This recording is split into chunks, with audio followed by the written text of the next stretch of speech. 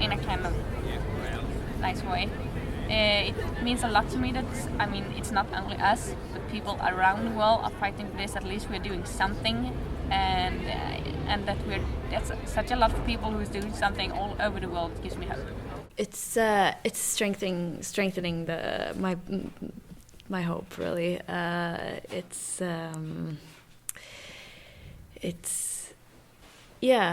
Since we're so many, and when 350, I think, really succeeds in communicating that we are so many, and that really, that fills me with hope. It does. Any form of like momentum that the movement is able to achieve feels like a possibility of change. So any form of success of the movement feels like a step in the right direction. Although there's, like, at the same time, many steps going in the wrong direction as well, of course. But at least, those movements, seeing the movement grow and seeing how the march, the climate march in September was covered by media, for example, and the impact that had on how the media talks about climate and the climate movement. That is something that definitely gives me a lot of hope. Yeah. Ja, auf jeden Fall. Also ich meine, es macht immer Spaß und ich sehe, dass andere Leute da auch Spaß dran haben und da halt viel Zeit und Energie irgendwie rein investieren. Deswegen stimmt mich das auf jeden Fall schon positiv. Yeah, absolutely. And I think that not even just for a personal sense of hope, I think that it's actually doing something. So, yeah. Divestment campaigning, it gives me hope because I see a certain strategy, bigger strategy behind it. Like a process of taking away the social status, how legitimate the fossil fuel industry is. We're basically attacking their reputation, not necessarily their financial resources, because I mean they have so much money that the divestment campaign doesn't necessarily directly have a major impact on that, but it's the social status, attacking the social status, which can lead to bigger steps, such as, for example, in the climate negotiations, like the UN climate negotiations, telling the fossil fuel industry that they're no longer welcome there, that they shouldn't be a negotiation partner if they're the cause of the problem.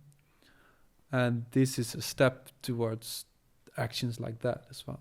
And I think those are the important steps. Ja.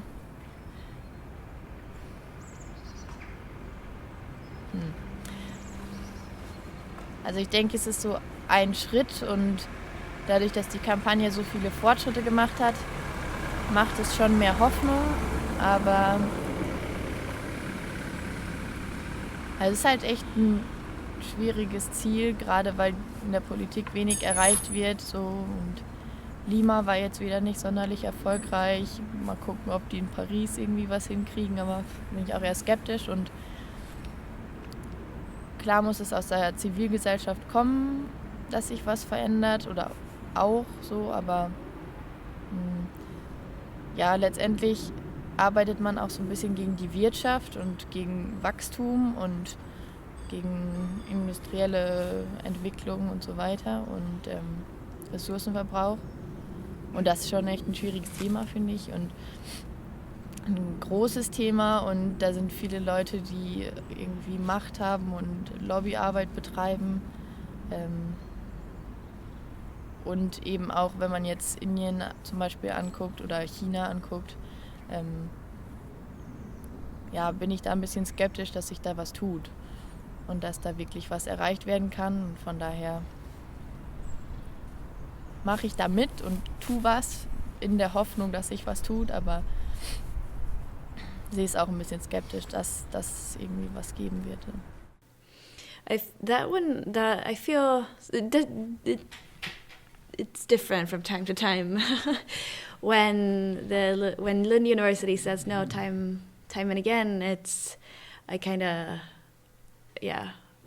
I stop hoping almost. But then when you hear that, oh, maybe this municipality in Sweden is going to divest, and this university here divested, and the church of blah blah blah divested, then you're like, okay, but it's a big movement, it's spreading, it's and so I do have hopes. Right now I do, at least. Also mir gibt das auch viel Hoffnung. Und es ist aber auch eine Herausforderung, weil die Kontexte so unterschiedlich sind und die Kampagne in manchen Dingen uniform und unflexibel. Ja, aber es gibt mir viel Hoffnung.